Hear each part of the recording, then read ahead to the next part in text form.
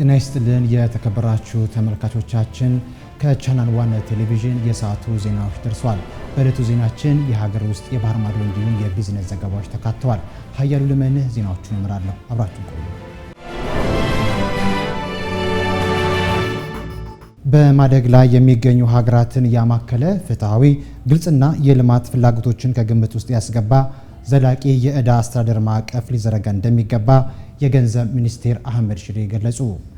ሚኒስትሩ ይህንን ያሉት የዓለም ባንክና የዓለም አቀፍ የገንዘብ ድርጅት IMF ዓመታዊ ስብሰባ ላይ ነው። አማሩ ገብሩ ዝርዝር አለው።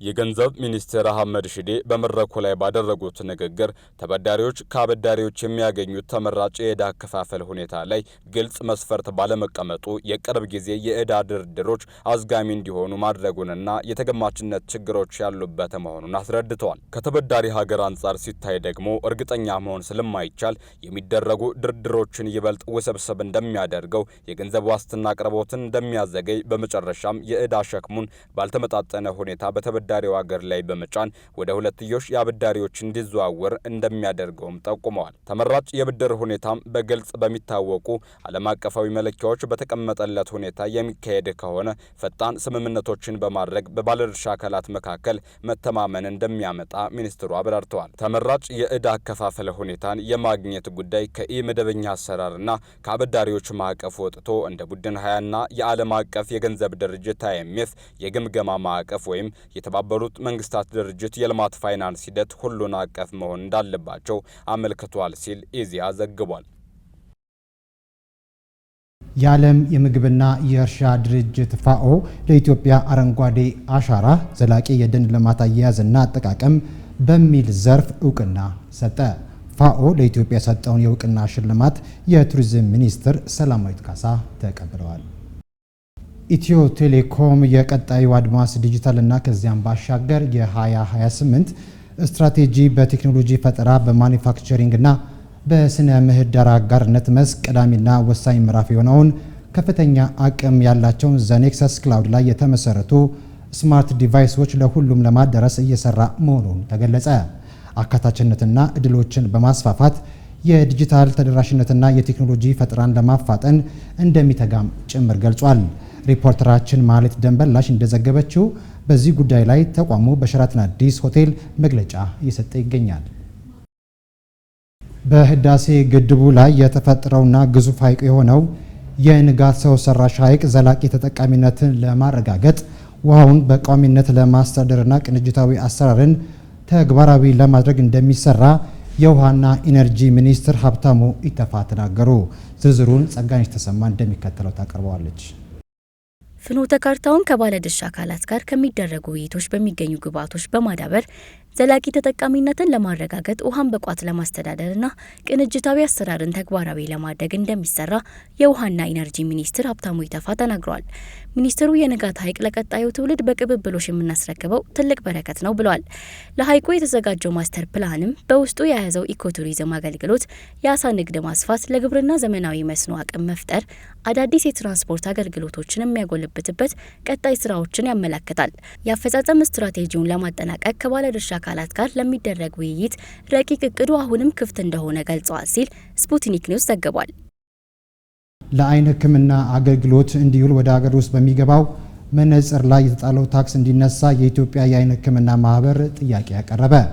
የአይን ሕክምና ባለሙያዎች ማህበር ፕሬዝዳንት ዶክተር ማንደፍሮ ስንታየው በቀላሉ መስተካከል የሚችሉ የአይን ችግሮች በመባባስ ላይ መሆናቸውን ገልጸዋል። አናውል ተስፋ ዝርዝር አለው።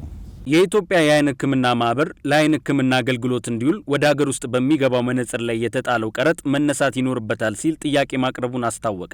በዚህም ወቅት የኢትዮጵያ የአይን ሕክምና ባለሙያዎች ማህበር ፕሬዝዳንት ዶክተር ማንደፍሮ ስንታየው ወደ ሀገር ውስጥ በሚገቡ የአይን መነጽር ላይ ቀረጥ በመጣሉና ዋጋው ከፍተኛ በመሆኑ በቀላሉ መስተካከል የሚችሉ የአይን ችግሮች በመባባስ ላይ መሆናቸውን ገልጸዋል። ለህፃናትና ታዳጊዎችም በሚሰጥ መነጽር ላይ ቀረጥ ሊጣል አይገባም ያሉት የማህበሩ ፕሬዝዳንት አያይዘውም በህፃናት ላይ የሚከሰት የአይን መንሸዋረር ችግር በመነጽር ሊስተካከል የሚችል በመሆኑ ይህንኑ አገልግሎት በወቅቱ ማግኘት ይኖርባቸዋል ሲሉ አጽንኦት ሰጥተዋል። የጤና ሚኒስትር ዴኤታ ዶክተር ደረጀ ዱጉማ በበኩላቸው በዓለም ደረጃ ከ1 ሚሊዮን በላይ ሰዎች ለእይታ ችግር ተጋልጠው እንደሚገኙ ገልጸው በኢትዮጵያም ትራኮማ፣ የአይን ሞራ ግርዶሽና ሌሎች ኢንፌክሽኖችም በተለይ ለህፃናት የአይን ጤና ችግር መንስኤ በመሆን ላይ ናቸው ሲሉ ጠቁመዋል። የአይን መነጽርም በሁሉም የሀገሪቱ ክልሎች ተደራሽ ለማድረግ በመሰራት ላይ ነው ያሉት ሚኒስትር ዴኤታው አክለውም መነጽር ወደ ሀገር ውስጥ እንዲገባ ትምህርት ቤት ውስጥም ላሉ ህጻናት ለማዳረስም ጥረት እየተደረገ እንደሚገኝ ተናግረዋል።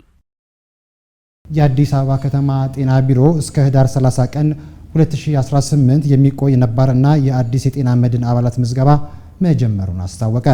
በመዲናዋ በ2017 ዓ.ም ከ2.5 ቢሊዮን በላይ ዜጎች የማህበረሰብ አቀፍ ጤና መድን አባል መሆናቸውን የተናገሩት የቢሮው ኃላፊ ዶክተር ዮሐንስ ጫላ በ2018 በጀት ዓመት 2.75 ሚሊዮን በላይ የህብረተሰብ ክፍሎች በማህበረሰብ ጤና መድህን ተጠቃሚ ለማድረግ መታቀዱን ተናግረዋል። ጃፓን በሰሜኑ ጦርነት ጉዳት ለደረሰባቸው የትግራይ ክልል ሆስፒታሎች 3 አምቡላንሶችና የተለያዩ የህክምና ቁሳቁሶች ድጋፍ አደረገች። በጤና ሚኒስቴር በኩል የተሰጠው ድጋፍ ዋነኛ ዓላማ በጦርነቱ ምክንያት የተጓደለውን የድንገተኛና የሌሎች የህክምና አገልግሎቶችን አቅርቦት ማሳደግ ነው ተብሏል። አምቡላንሶቹ የተሰጡት በአዲ ዳዕሮ፣ ዕዳጋ አርቢና ፍረወይኒ ለሚገኙ 3 ሆስፒታሎች ነው። ይህ ድጋፍም የጃፓን ህዝብና መንግስት ከበጀቱ በማሸጋሸግ በኢትዮጵያ ከዓለም ጤና ድርጅት ጋር በመተባበር የተደረገ ነው። የጤና ሚኒስትሩ ዶክተር ደረጀ ዱጉማ ለትግራይ ክልል ጤና ቢሮ ኃላፊ ዶክተር አማኑኤል ኃይሌ አስረክበዋል። ጃፓን ከዚህ ቀደም በትግራይ፣ አማራና አፋር ክልሎች ላሉ ከ150 ሺህ በላይ ለሚሆኑ ሰዎች የተመጣጠነ ምግብና ኢንፌክሽንን ለመከላከል የተለያዩ የጤና አጠባበቅ አገልግሎቶችን ድጋፍ ማድረጓን ከኤምባሲው የተገኘው መረጃ ያሳያል። ጊዜውን የጠበቀ የጤና ምርመራ አለማድረግ በለጋ ዕድሜ ከሚከሰት ሞት ምክንያት እንደሆነ በአዲስ አበባ ከተማ የማይጨው ጤና ጣቢያ ሜዲካል ዳይሬክተር የሆኑት ዶክተር ብርቱካን መኮንን ተናገሩ። አናዋል ተስፋ ዝርዝር አለው። በሀገራችን ላይ በጤናው ዘርፍ እየታየ ያለው መሻሻል ይበል የሚያሰኝ ነው። የጤና መድን ሽፋን ደግሞ ከማሳያዎቹ አንዱ ነው። ሆኖም ማህበረሰባችን ምን ያህል የጤናው ጉዳይ አሳስቦት ሙሉ የጤና ምርመራ በየጊዜው ያደርጋል የሚለው ጥያቄ የሚሻ ጉዳይ ነው።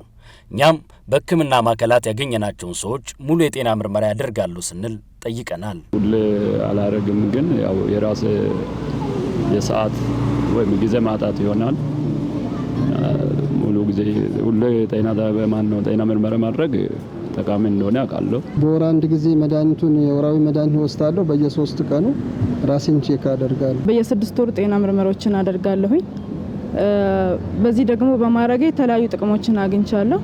አንደኛው ጥቅሙ የተለያዩ በሽታዎች መኖራቸውን አለመኖራቸውን አረጋግጣለሁኝ። ያለ ስጋትም እኖራለሁኝ ማለት እቀመጣለሁኝ። ብዙዎቻችን ሙሉ የጤና ምርመራ በየስንት ጊዜው ማድረግ አለብን? ጥቅሙስ ምንድን ነው? በአዲስ አበባ በማይጨው ጤና ጣቢያ ሜዲካል ዳይሬክተር የሆኑት ዶክተር ብርቱካን መኮንን በዚህ ጉዳይ ምላሽ ሰጥተውናል። በየጊዜው የጤና ምርመራ እንዲደረግ ይመከራል። በእኛ ተቋም እንደ ማንኛውም ተቋም የሜዲካል አገልግሎት እንሰጣለን። የጤና ምርመራ አገልግሎት ማለት ነው። ይህንን ሲያካትት የጤና ምርመራ ተላላፊ የሆኑ በሽታዎችንም ተላላፊ ያልሆኑ በሽታዎችንም ያማከለ ነው። ሙሉ የጤና ምርመራ እንዲያደርግ የሚመከረው በየ6 ወሩ ነው። ግን እነዚህ ክሮኒክ በሽታዎች ያለባቸውን ሰዎች ግን ከተለዩ በሕክምና በሐኪሞች ልየታ ከተደረገላቸው ለምሳሌ የግፊት፣ የስኳር፣ የካንሰር ታማሚዎች ወይም የልብ ኬዝ ያለባቸው ሊሆን ይችላሉ።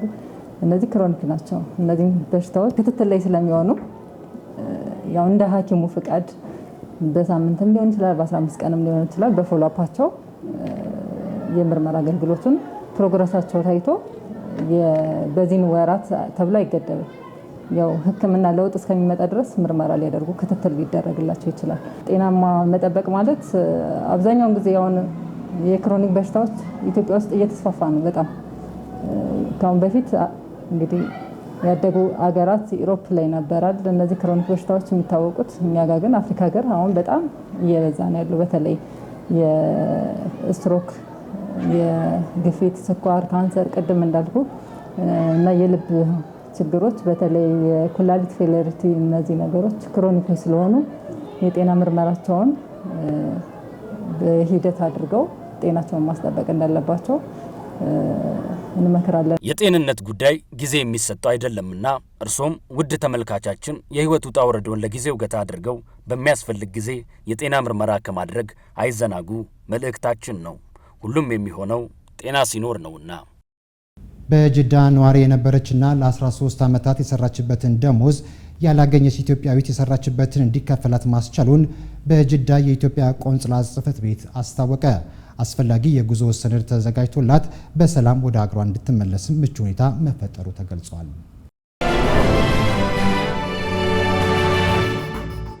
በቻይና አሄድ ፎረም ቴክኖሎጂ የተባለ ኩባንያ EIFV1 የተባለ እውነተኛ ሰው የሚመስል ሮቦት መፍጠሩ ተሰማ። ይህ ሮቦት የሚንቀሳቀስና የሚንቀሳቀስ አይን ያለው እንዲሁም እንደ ሰው ልጅ ቆዳ ህመም የሚሰማው ቆዳ አለው ተብሏል። ጸጋነሽ ተሰማ ዝርዝር አላት። የቻይና ሮቦቲክስ ዘርፍ በአሁኑ ወቅት ያለበት ሁኔታ እጅግ እያስገረመ መጥቷል። ሄድፎርም ቴክኖሎጂ የተባለ ኩባንያም EIFV1 የተሰኘ ሰው የሚመስል ሮቦት መፍጠሩ ተነግሯል። ይህ ሮቦት እንደ እውነተኛ ሰው የሚመስል የሚንቀሳቀስና የሚንቀሳቀስ አይን ያለው እንዲሁም እንደ ሰው ልጅ ቆዳ ህመም የሚሰማው ቆዳ አለው ተብሏል። ኩባንያው እነዚህ ሮቦቶች ወደፊት የሰው ጓደኛ ሊሆኑ እንደሚችሉ ተስፋ ያደረገ ሲሆን የበለጠ ተፈጥሯዊ ስሜት እንዲሰማቸው ለማድረግ ለስላሳ ቆዳና የሰውን ስሜት የመረዳት ችሎታም ተሰጥቷቸዋል። ሮቦቶቹ የላቀ የፊት ገጽታን በመጠቀም ስሜታቸውን ማሳየት ይችላሉ ተብሏል። EIFV1 ሮቦቶች በትናንሽ ሞተሮች የሚንቀሳቀሱ 30 ጥቃቅን የፊት ጡንቻዎች ያሏቸው ሲሆን በሁሉም ከፍተኛ ቁጥጥር ይደረግባቸዋል። የሰውን ስሜት በፍጥነት ማንበብና በጣም ሰው በሚመስሉ የፊት መግለጫዎች ምላሽ መስጠት እንደሚችሉ ተገልጿል ሲል CGTN ዘግቧል። በቻይና ወደ 310 ሚሊዮን የሚጠጉ ሰዎች ወይም ከቻይና ሕዝብ አራቱ አንዱ ከ60 ዓመት በላይ ናቸው። እነሱን መንከባከብ በአስተማማኝ ሁኔታ በአክብሮትና በደስታ እንዲኖሩ ማድረግ ለሀገር ጠቃሚ ግብ ነው ተብሎ ይታመናል ተብሏል። ጸጋነሽ ተሰማ በዚህ ጉዳይም ተጨማሪ አላት። በሻንሃይ ያለው ሻንሃይ ማህበረሰብ ውስጥ የ72 ዓመቷ ይኒ በእድሜ የገፉ ሰዎች ማዕከል ተጠቃሚ ናት። በእነዚህ ማዕከላት ውስጥ እንደ ምግብ ቤት፣ የአካል እንቅስቃሴ ማዘውተሪያ ስፍራ ወይም ጂም፣ የሕክምና ማዕከልና ቤተ መጻሕፍቶች ይገኝበታል። የ72 ዓመቷ ይኒ እኛ ለመኖር ብቻ ሳይሆን ደስ ብሎ ነው የምንኖረው ትላለች። የ86 ዓመቷ ዢያንግ ደግሞ ከዚህ በፊት ብቻዬን ነበር የምኖረው፣ አሁን ግን እዚህ ማዕከል ከመጣው ጥሩ እንክብካቤ አግኝቻለሁ ስትል ትናገራለች። ይህ ማዕከል በቻይና መንግስት እርዳታ የተቋቋመ ሲሆን ቁጥሩም ከ2024 ጀምሮ 367,000 ደርሷል። በእነዚህ ማዕከላትም የሚሰጡ አገልግሎቶች ነጻ ናቸው። በቻይና እድሜያቸው የገፋ ሰዎችን ማክበርና መንከባከብ እንደ ትልቅ ባህል ይታያል ሲል CGTN ዘግቧል። በዩናይትድ ኪንግደም ውስጥ በሺዎች የሚቆጠሩ ሰዎች ጆንሰን ኩባንያን ከሰዋል። ይህ የህፃናት ፓውደር ካንሰርን በሚያስከትል አስቤስቶስ መበከሉን ለ10 ዓመታት እያወቁ ትርፉን ከኪሳራ ለመጠበቅ ያለውን አደጋ ደብቀዋል ተብሏል። ሊዲያ ዝናቡ ተጨማሪ አላት።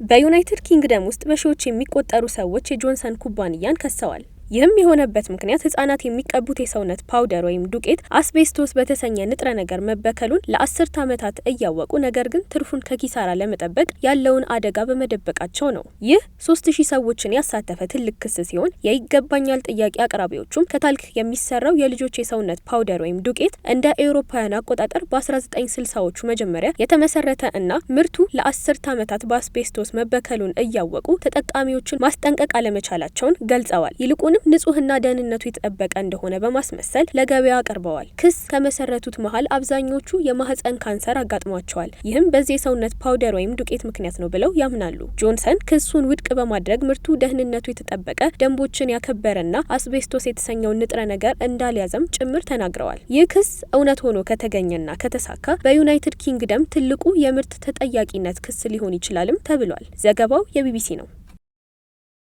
ተመራማሪዎች ከጤና ሁኔታ ከስሜትና ከአእምሮ እንቅስቃሴ አንጻር 5 የእንቅልፍ አይነቶችን በመለየት እያንዳንዱ ሰው የሚያስፈልገው የእንቅልፍ መጠንና ጥራት እንደሚለያይ በጥናታቸው አመላከቱ።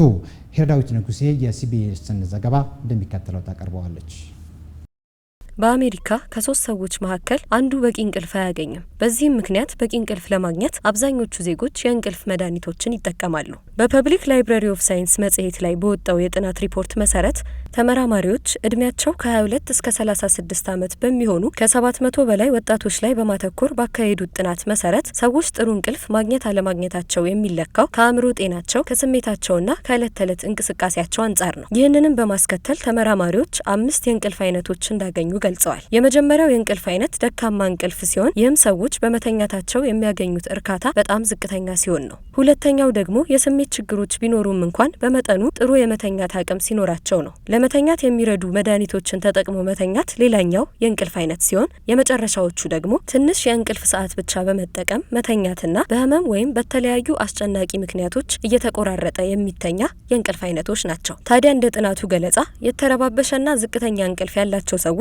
ከስሜታቸው መለዋወጥና ከጤና ሁኔታቸው ጋር ይያያዛል። አንድ ሰው ምን ያክል ሰዓት መተኛት አለበት የሚለው ሀሳብም ከሰው ሰው የሚለያይ ነው። ነገር ግን በቂ እንቅልፍ ለማግኘት ከመተኛት በፊት ከስልክ ወይም ከቴሌቪዥን መራቅ፣ የሰውነት እንቅስቃሴዎችን ማድረግ፣ ጸጥ ያሉና ጨለማ ክፍሎችን መጠቀም መፍትሄ ሊሆን እንደሚችል ይጠቁማሉ። የፕሮቲን ዱቄቶች ከፍተኛ መጠን ያለው ሊድ እና ሌሎች የብረት ንጥረ ነገሮችን ይዘዋል ሲል በአሜሪካ የሸማቾች ህብረት ሪፖርት አመላክቷል። ሊዲያ ዝናቡ ተጨማሪ ይዛበታለች። 23 በሚሆኑ የፕሮቲን ዱቄቶች ላይ በተደረገ ምርመራ መሰረት ከ2/3 በላይ የሚሆኑት አንድ ጊዜ ለመጠቀም በሚበቃው መጠን ላይ ከፍተኛ የሚባል መጠን ያለው የሊድ ንጥረ ነገር እንደተገኘ በአሜሪካ የሸማቾች ህብረት ሪፖርት አመላክቷል። እነዚህ እጽዋትን መሰረት ያደረጉ የፕሮቲን ዱቄቶች በአማካኝ ከፍተኛ የሆነ የሊድ ንጥረ ነገር መጠንን ይይዛሉ። የምግብ ጥራት ማሟያ መስፈርቶች ለገበያ ከመቅረባቸው በፊት በኤፍዲኤ ወይም በምግብና መድኃኒት አስተዳደር ጥብቅ ሙከራና ፍተሻ እንደማይደረግባቸው በመጥቀስ ተጠቃሚው መንቃት አለበት በማለት ባለሙያዎች ያስጠነቅቃሉ። ሪፖርቱ የምግብና መድኃኒት አስተዳደር በእነዚህ ምርቶች ውስጥ ላሉት ከባድ የብረት ንጥረ ነገሮች የደህንነት ገደቦችን እንዲያስቀምጥ የጠየቀ ሲሆን ይህም በቅርብ ጊዜ ከወጣው የህፃናት የምግብ መመሪያዎች ጋር ተመሳሳይ ነው ተብሏል። ዘገባው የሲቢኤስ ነው። ኢትዮጵያ ባለፉት 3 ወራት ወደ ውጭ ከላከቻቸው ምርቶች $2.48 ቢሊዮን ገቢ ተገኘ። የንግድና ቀጠናዊ ትስስር ሚኒስትር ካሳሁን ጎፌ በውጭ ንግድ ረገድ በሩብ ዓመቱ ከተያዘው እቅድ 117 በመቶ መፈጸም መቻሉን ተናግረዋል። የዚህና የሌሎች የቢዝነስ ዘገባዎችን ደግሞ ማሌት ደንበላሽ እንደሚከተለው ታቀርበዋለች። የንግድና ቀጠናዊ ትስስር ሚኒስቴር እንዳሳወቀው በሩብ ዓመቱ ከጥራጥሬና የቅባት እህል ከመሳሰሉ ምርቶች $149 ሚሊዮን መገኘቱን ጠቅሷል። ሚኒስትሩ አቶ ካሳሁን ጎፌ በሰጡት መግለጫ በውጭ ንግድ ረገድ በሩብ ዓመቱ ከተያዘው እቅድ 117 በመቶ መፈጸም መቻሉን ተናግረዋል። ኢትዮጵያ በ2018 በጀት ዓመት ከውጭ ንግድ በጠቅላላ ለማግኘት ያቀደችው ገቢ $9.4 ቢሊዮን እንደሆነም ጠቅሰዋል። ሌላኛው መረጃችን የኢትዮጵያ አየር መንገድን ይመለከታል። የኢትዮጵያ አየር መንገድ ወደ ፖርት ሱዳን በየቀኑ በረራ መጀመሩ ተገለጸ። አየር መንገዱ ጥቅምት 5 ቀን 2018 ጀምሮ በየቀኑ ወደ ፖርት ሱዳን በረራ እንደሚያደርግ ነው ያሳወቀው። ይህን በረራ ከጥቅምት 22 ቀን 2018 ጀምሮ የቀን በረራ መጠኑን በእጥፍ እንደሚያሳድግም ጠቁሟል። መረጃዎቻችን እንደቀጠሉ ናቸው። በቡና ኤክስፖርት ከ762 ሚሊዮን የአሜሪካን ዶላር በላይ ተገኘ። በቡና ኤክስፖርት ብቻ በበጀት ዓመቱ 3 ወራት ከ762 ሚሊዮን የአሜሪካን ዶላር በላይ መገኘቱን የኢትዮጵያ ቡናና ሻይ ባለስልጣን ዋና ዳይሬክተር ዶክተር አዱኛ ደበል አስታውቀዋል። ባለፉት 3 ወራት ከ150 ሺህ ቶን በላይ ቡና ወደ ውጪ በመላክ ከ600 ሚሊዮን የአሜሪካን ዶላር በላይ ለማግኘት ታቅዶ ከቅዱ 75 በመቶ በመላክ ከ700 ሚሊዮን የአሜሪካን ዶላር በላይ ተገኝቷልም ብለዋል። በሀገር ውስጥ የሚመረቱ የእንጀራ ምጣዶችና የማብሰያ ምድጃዎች የኃይል አጠቃቀም ደረጃ መሻሻልን የሚመለከተውን መረጃ እናድርሳችሁ። በሀገር ውስጥ የሚመረቱ የእንጀራ ምጣዶችና የማብሰያ ምድጃዎች ዝቅተኛ የኃይል አጠቃቀም ደረጃ ሊሻሻል መሆኑን የነዳጅና ኢነርጂ ባለስልጣን አስታወቀ። የባለስልጣኑ የህዝብ ግንኙነትና ኮሚኒኬሽን ስራ አስፈጻሚ ወይዘሮ በቀለች ኩማ በሀገር ውስጥ በሚመረቱ የእንጀራ ምጣዶችና የማብሰያ ምድጃዎች ምክንያት የሚባክነው የኤሌክትሪክ ኃይል አሳሳቢ ነው ብለዋል። ችግሩን ለመቅረፍና የተሻለ የኃይል አጠቃቀም ያላቸው ምርቶች ተመርተው ለህብረተሰቡ እንዲቀርቡ ጥረት መደረጉን ጠቁመው ከዚህ በኋላ ደግሞ የኃይል አጠቃቀማቸውን በማሻሻል ለምርቶቹ አስገዳጅ ደረጃ ማውጣት እንደሚጀመር ገልጸዋል። ይህም የሚባክነውን ኃይል በመቆጠብ በኤሌክትሪክ መስመሮች ላይ የሚፈጥረውን ጫና እንደሚቀንስም አሳውቀዋል። መረጃዎቻችን እንደቀጠሉ ናቸው። የአዲስ አበባ ደንብ ማስከበር ባለስልጣን ከተወረሱ ንብረቶችና ከቅጣት 60 ሚሊዮን ብር ገቢ ስለማድረጉ የሚመለከተውን መረጃ እናጋራችሁ። ባለፉት 3 ወራት በመዲናዋ ደንብ መተላለፍ ቅጣትና ከተወረሱ ንብረቶች ሽያጭ ከ60 ሚሊዮን ብር በላይ ገቢ መደረጉ ተገለጸ። በአዲስ አበባ ከተማ በተያዘው በጀት ዓመት በመጀመሪያው ሩብ ዓመት ደንብ መተላለፍ ቅጣትና ከተወረሱ ንብረቶች ጨረታ ሽያጭ ከ60 ሚሊዮን ብር በላይ ለከተማ አስተዳደር ገቢ ማድረጉን የአዲስ አበባ ከተማ አስተዳደር የደንብ ማስከበር ባለስልጣን አስታውቋል። ባለስልጣኑ ይህንን ያስታወቀው ጥቅምት 4 2018 ዓ.ም በተካሄደው የባለስልጣን መስሪያ ቤቱ የ2018 በጀት ዓመት የአንደኛ ሩብ ዓመት እቅድ አፈጻጸም የግምገማና የውይይት መድረክ ላይ ነው። በዚህ ወቅት የመክፈቻ ንግግር ያደረጉት የባለስልጣኑ ዋና ስራ አስኪያጅ ሻለቃ ዘሪሁን ተፈራ በከተማው የደንብ መተላለፍ በ83.8 በመቶ መቀነስ መቻሉን ገልጸዋል። የዕለቱ የመጨረሻው የቢዝነስ መረጃችን ጎግል በህንድ የሚገነባውን የዳታ ሴንተር ይመለከታል። ጎግል በ15 ቢሊዮን ዶላር ግዙፍ ዳታ ሴንተር በህንድ ሊገነባ ነው። ጎግል አልፋቤት በሚቀጥሉት 5 ዓመታት ውስጥ በህንድ የሰው ሰራሽ አስተውሎት ወይም ኤአይ መሰረተ ልማት ማዕከል ለመገንባት 15 ቢሊዮን ዶላር ወጪ ለማድረግ ያለመ ሲሆን ይህም በፍጥነት በማደግ ላይ ባለችው ህንድ የሚደረገው ትልቁ ኢንቨስትመንት ይሆናል ተብሏል። የአሜሪካ ግንባር ቀደም የቴክኖሎጂ ኩባንያዎች መዋለ ንዋያቸውን በህንድ በማፍሰስ ላይ ሲሆኑ ጎግልም አንዱ ሆኗል። የህንድ ጠቅላይ ሚኒስትር ናሬንድራ ሞዲ የሀገሪቱን ኢኮኖሚ ለማጠናከርና ሚሊዮኖችን ከድህነት ለማውጣት ቴክኖሎጂ ቁልፍ ነው ማለታቸው የብሉምበርግ ዘገባ ያመለክታል። የተከበራችሁ ተመልካቾቻችን ከቻናል ዋን ቴሌቪዥን የሰዓቱ ዜናዎች በዚህ ተጠናቋል። ሀያሉ ለመን ዜናዎቹ መርጬላችኋለሁ። የቀሪ የቻናል ዋን ቴሌቪዥን ስርጭቶች ወደ እናንተ መድረሳቸውን ይቀጥላሉ። በእኔ በኩል በዚህ ተሰናብቻለሁ። ሰላም።